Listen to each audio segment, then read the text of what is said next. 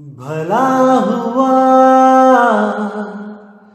मेरी माला टूट गई, मैं राम भजन से छूटी।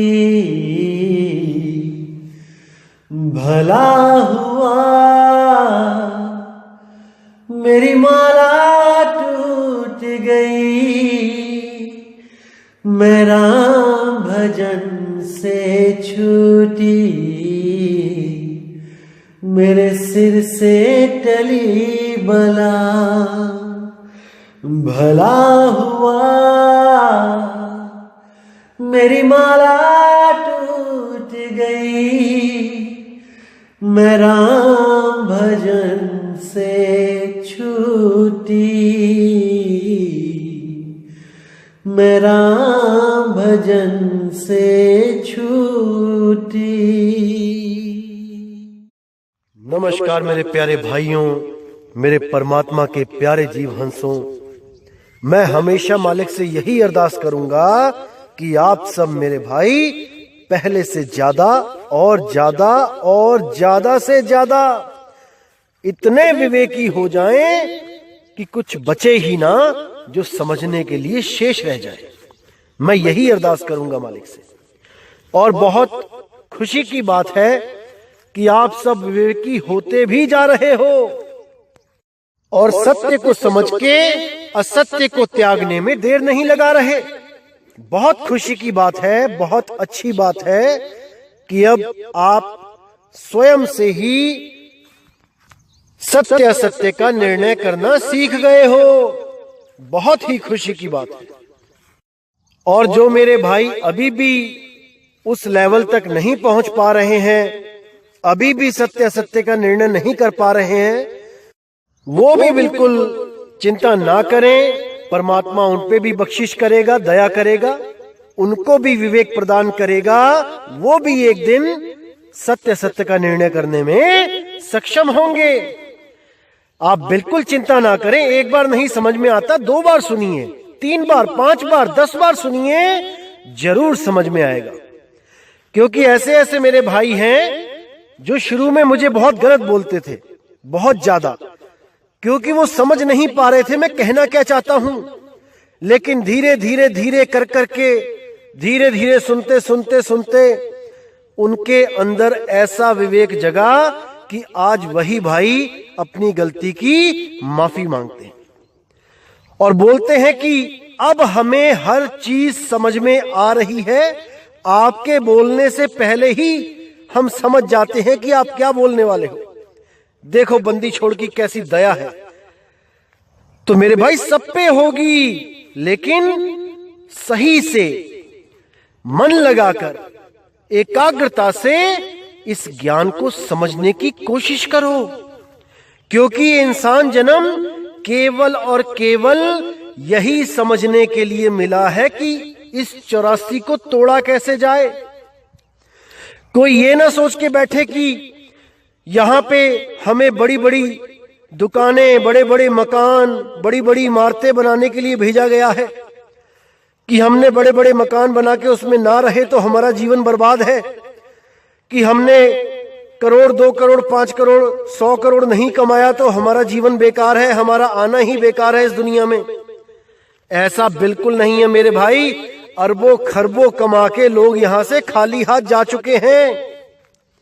यहां तो केवल पैसा इसलिए दिया जाता है कि आपका जीवन चलता रहे और आप परमात्मा की भक्ति करते रहो, ज्ञान को समझते रहो। इसलिए नहीं दिया जाता कि आप 20-20 मंजिल बना के, बड़े बड़े महल बना के उनके राजा बन के बैठ जाओ। अरे मिट्टी में मिल जाना है सब, कुछ साथ नहीं जाना मेरे भाई, कुछ साथ नहीं जाना। तो सोचो क्यों आए थे इस दुनिया में? क्या इसीलिए आए थे कि समुद्र पे पड़ी रेत, उससे बड़े बड़े घर बनाए, पूरी उम्र लगा दे और एक लहर आए और फिर वही रेत उसी समुद्र में मिल जाए? क्या ये सब करने के लिए आए हम लोग यहां पे? नहीं मेरे भाई, नहीं। जो हमारा मुख्य उद्देश्य है उसकी तरफ तो हम सोच भी नहीं रहे। क्या है हमारा मुख्य उद्देश्य इस दुनिया में आने का? तो इसको जानना है, इसको समझना है मेरे भाई।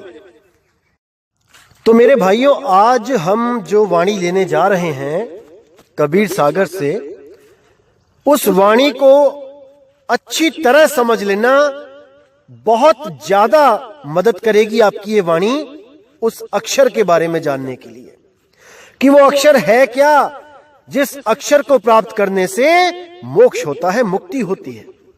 जो अक्षर कहलाने के बावजूद भी निरक्षर है, उसको जानना पड़ेगा, समझना पड़ेगा, हर चीज बिल्कुल क्लियर हो जाएगी। तो आइए देखते हैं उस वाणी को। क्या कहती है वाणी? मुक्ति मूल का कहूं विचारा, ताका तुम अब करो संहारा। मुक्ति मूल गति का हूं न जाना, ताका अब मैं करूं बखाना। तो यहां साहिब साफ कहते हैं कि मुक्ति मूल का कहूं विचारा। मैं तुम्हें धर्मदास उस मुक्ति के बारे में, उस मूल के बारे में बता रहा हूं, विचार करो। ताका तुम अब करो संभारा, और उसको विचार करके समझ के उसकी संभाल करो, उसको गुप्त रखो। मुक्ति मूल गति का हूं ना जाना, उस मूल ज्ञान को, उस मूल भक्ति बोध को कोई नहीं जानता। ताका अब मैं करूं बखाना, जिसका मैं अब बखान करने जा रहा हूं, इसको अच्छी तरह समझ लो। जैसे कि आप लोग को पता है कि 100 बार समझाया गया धर्मदास जी को, 100 बार, फिर भी उनकी समझ में नहीं आ रहा था। तो इसीलिए साहिब ने बोला कि मैं जो समझा रहा हूं उसको ध्यान से अच्छी तरह समझो। एक बार नहीं आएगा, 2 बार समझो, 2 बार नहीं आएगा, 10 बार समझो, 100 बार समझो, लेकिन समझना तो पड़ेगा। अगर नहीं समझना चाहते, नहीं समझ सकते, कोई बात नहीं, तब तुम केवल गुरु के आगे सरेंडर कर दो। सीधे बोल दो, मुझे कुछ नहीं समझ में आता, मुझे तो जो आप कहोगे मैं वो करूंगा। तब भी तुम्हारी मुक्ति हो जाएगी, 101% हो जाएगी।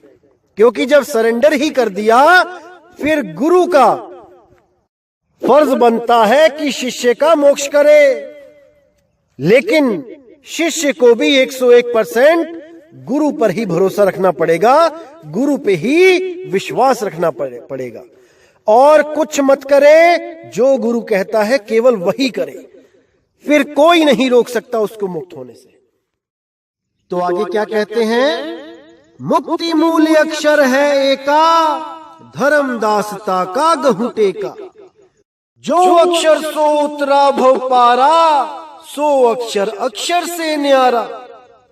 अब यहां बिल्कुल क्लियर कर दिया कि मुक्ति मूल अक्षर है एका।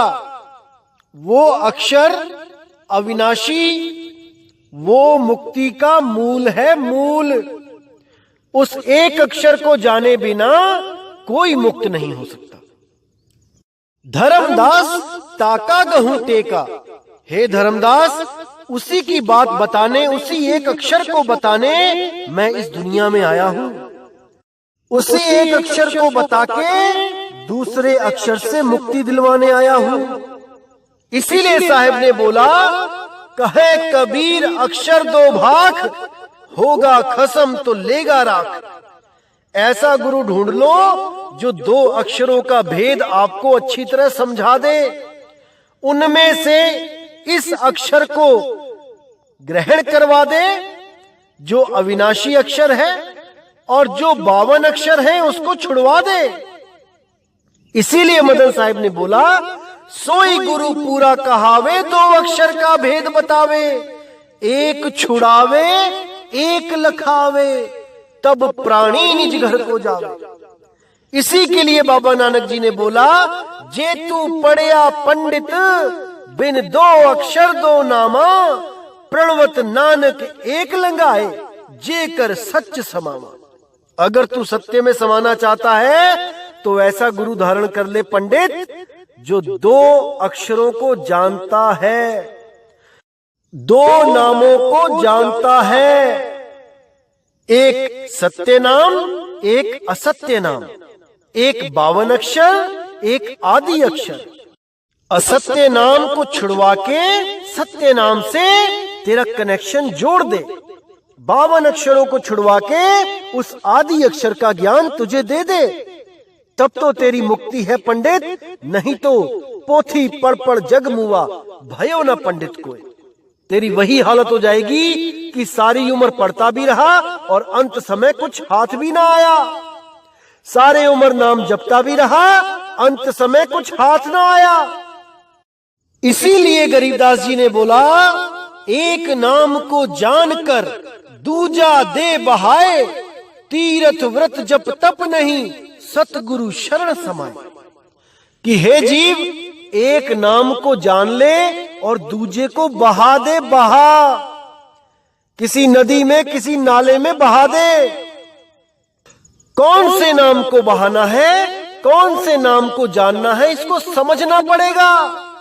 जब इसको समझ जाओगे तो हर चीज क्रिस्टल क्लियर हो जाएगी कि क्या है हीरा और क्या है कांच। एक नाम को जानकर, यानी सत्य नाम, उस सच्चे नाम को जानकर, वो ऐसा नाम है जो बोलने लिखने पढ़ने में नहीं आता, उस नाम को जानकर दूजा दे बहाए। ये जितने भी पढ़ने लिखने बोलने वाले नाम हैं, कितनी ही भाषाओं के नाम हैं, चाइनीज, जापानीज, उर्दू, हिंदी, पंजाबी, गुजराती, मराठी, जितने भी नाम हैं, जितनी भी भाषाएं हैं, इन सबको किनारे कर दो। एक नाम को जानकर दूजा दे बहाए, तीरथ व्रत जप तप नहीं सतगुरु शरण समाए। ना किसी तीर्थ जाने की जरूरत है, आजकल तो जेलों को भी धाम बना दिया गया कि चलो जेल धाम चलते हैं।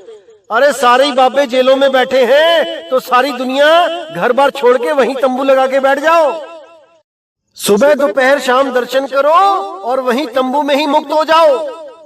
ऐसा मूर्ख बना दिया है इन लोगों ने कि क्या बताऊं। अरे मेरे भाई, शब्द गुरु है वो जिसकी शरण में जाके मोक्ष मिलता है, मुक्ति मिलती है। ना कि ये जेलों में बैठे हुए भगवान लोग ये आपको मुक्तियां देंगे। अरे इनकी तो अपनी मुक्ति नहीं हो रही, आपको मुक्त कहां से करेंगे। अपनी मुक्ति के लिए अच्छे से अच्छा वकील करके बैठे हैं, करोड़ों रुपए देके, वही मुक्त नहीं करवा पा रहे हैं। तुम्हारी मुक्ति कौन करवाएगा मेरे भाई, कौन करवाएगा। अभी भी समझ लो, जान लो, शब्द गुरु से प्रेम कर लो। शब्द गुरु के बिना कोई नहीं है जो तुम्हारी फरियाद सुने। वो इतना दयाल है कि वो गर्भ तक में तुम्हारी रक्षा करता है। समझ जाओ इस बात को मेरे भाई, समझ जाओ। नहीं तो अगर ये बाबे जेलों में ही समाप्त हो गए, वहीं पे प्राण त्याग दिया, तो इन्हीं जेलों को 4 धाम घोषित कर दिया जाएगा। फिर 4 धाम इन्हीं जेलों के चक्कर लगा के पूरे किए जाएंगे। निकल जाओ इस पाखंडवाद से मेरे भाई, निकल जाओ। ये सब कहानियों में ही अच्छा लगता है कि एक जज ने परमात्मा के सच्चे भगत को सजा देना चाहा और उसने जितनी बार कागज पे लिखा कि इसको फांसी दे दो, वहां पे अक्षर अपने आप बदल गए कि इसको बाइज्जत बरी कर दो। ये सब वहां होता है मेरे भाई जहां समर्थ गुरु होता है।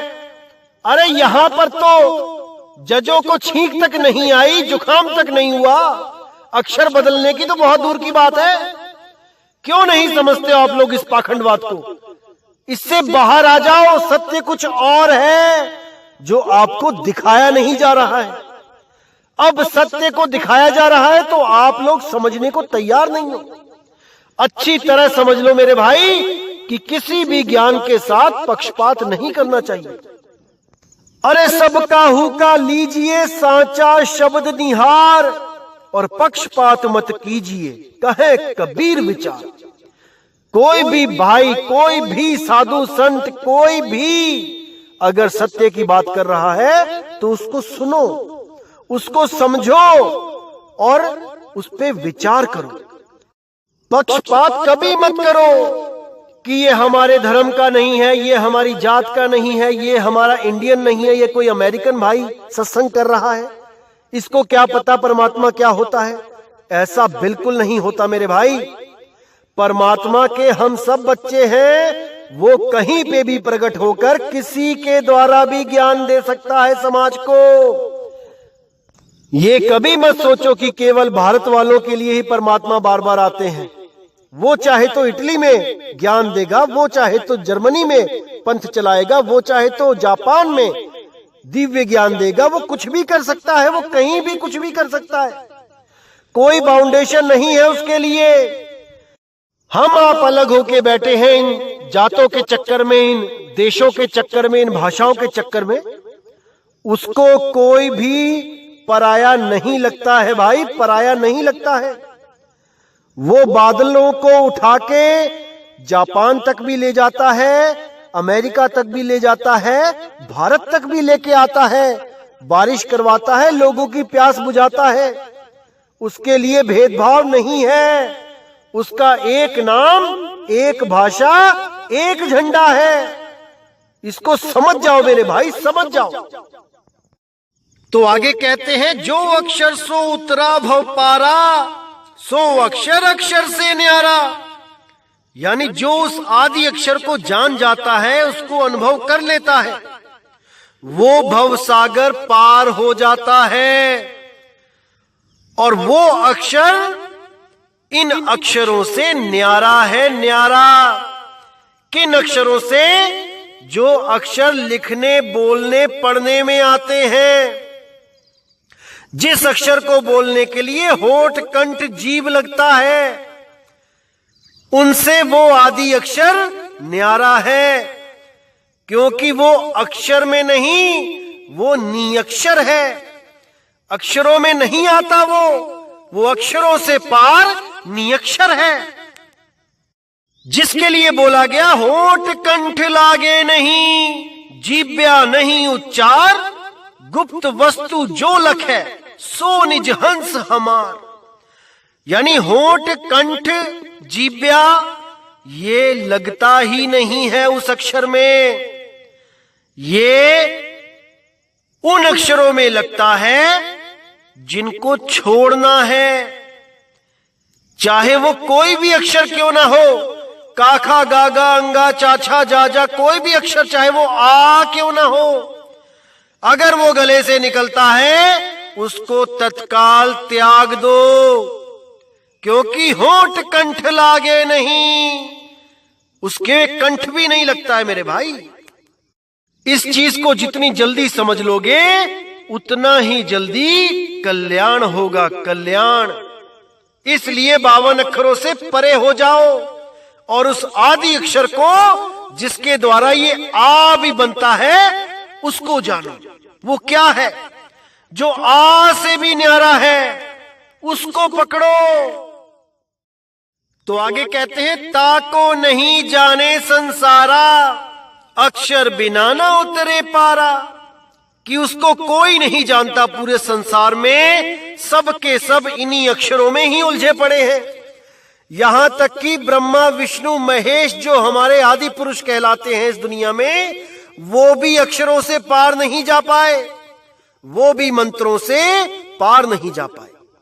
उनको भी जो साधनाएं मिली, आप वेद पुराण उठा के देख लीजिए, वो भी मंत्रों के ही अधीन रहे और उन्होंने समाज को मंत्र ही दिए। किसी ने महामृत्युंजय मंत्र दे दिया, किसी ने कोई मंत्र दे दिया, किसी ने कुछ मंत्र दे दिया। केवल कबीर साहब ने बोला, तंत्र मंत्र सब झूठ है, इनमें ना उलझे कोई, सार नाम जाने बिना कागा हंस ना होए। वो सार नाम एक ऐसा नाम है जो दुनिया की किसी भी किताब में, किसी भी ग्रंथ में नहीं लिखा है। वो किसी ग्रंथ में नहीं लिखा है। वो नाम देने के लिए स्वयं परमात्मा इस दुनिया में आते हैं इंसान रूप धारण करके, और अपने चुने हुए संत को वो गुप्त ज्ञान देकर चले जाते हैं और आगे प्रचार वही करता है। उसी के द्वारा सारी दुनिया को जगाया जाता है, लेकिन वो हमेशा गुप्त ही रहता है। वो कभी इस मान बढ़ाई में नहीं आता कि उसको परमात्मा ने इस दुनिया में भेजा है। वो हमेशा शांत रहता है। वो इन मान बढ़ाइयों से परे है, परे। वो कभी चीख चीख के नहीं बोलता कि मैं ही वो हूं, जिसको परमात्मा ने यहां भेजा है। समझ जाओ मेरे भाई, इस बात को समझ जाओ। इसीलिए साहिब ने बोला, बड़ा बड़ाई ना करे, बड़े ना बोले बोल, हीरा कबहू ना कहे, लाख टका मेरा मोल। हीरा कभी नहीं बोलता कि मैं इतने रुपए का हूं, इतना कीमती हूं, इतना महंगा हूं। अरे जो हीरे का पारखी होता है वो स्वयं ही जान जाता है कि ये अनमोल है, अनमोल। उसको बोलने की जरूरत नहीं पड़ती।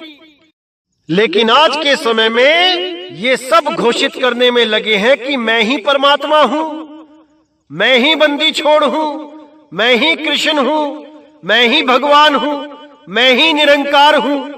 ये सब के सब केवल भ्रमित करने के लिए इस दुनिया में आए हैं। जो परमात्मा का सच्चा हंस होता है वो कभी नहीं बोलता कि मैं निरंकार हूं, मैं परमात्मा हूं, मैं कबीर हूं, मैं विष्णु हूं, मैं राम का अवतार हूं, मैं कृष्ण का अवतार हूं। ऐसा कुछ नहीं बोलता वो। और जो भी ऐसा बोल दे, समझ जाना मेरे भाई कि आपको मूर्ख बनाने के लिए वो इस दुनिया में आया है, केवल आपका शोषण करने के लिए। तो ऐसे लोगों से मेरे भाई हमेशा सावधान रहना है। तो क्या कहती है वाणी आगे? ताको नहीं जाने संसारा, अक्षर बिना न उतरे पारा। यानी कि उस अक्षर के बिना कोई पार नहीं जा सकता। जो अक्षर इन ग्रंथों में नहीं मिलेगा वो केवल भेदी गुरु के पास है। अक्षर अक्षय तुम चीनो भाई, अक्षर माही रहो समाई। अब कितना क्लियर कर दिया यहां पर कि उन दोनों अक्षरों में इस अक्षर को जो अक्षय है, अक्षय का मतलब होता है जिसका कभी नाश ना हो, जो 52 अक्षरों से परे है, क्योंकि 52 अक्षरों का तो नाश हो जाता है। कबीर साहब कहते हैं 52 अक्षर लोक त्रय, सब कुछ इन्हीं माही, ये आखिर खिर जाएंगे। उन्होंने साफ बोल दिया कि ये नष्ट हो जाएंगे सारे। वो आखिर इनमें नहीं। वो कौन सा अक्षर है? वो ये वाला अक्षर है। अक्षर अक्षय तुम चीनो भाई, उसको चीन लो, उसको जपना नहीं है, चीनना है। अक्षर अक्षय तुम चीनो भाई, अक्षर माही रहो समाई। यानी उस आदि अक्षर में अपनी सुरती को रमा दो, उसमें समा जाओ।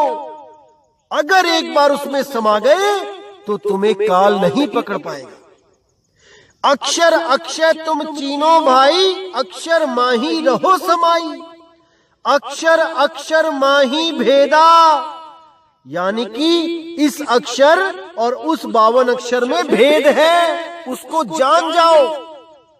अक्षर अक्षर माही भेदा, ताका पार न पावे वेदा।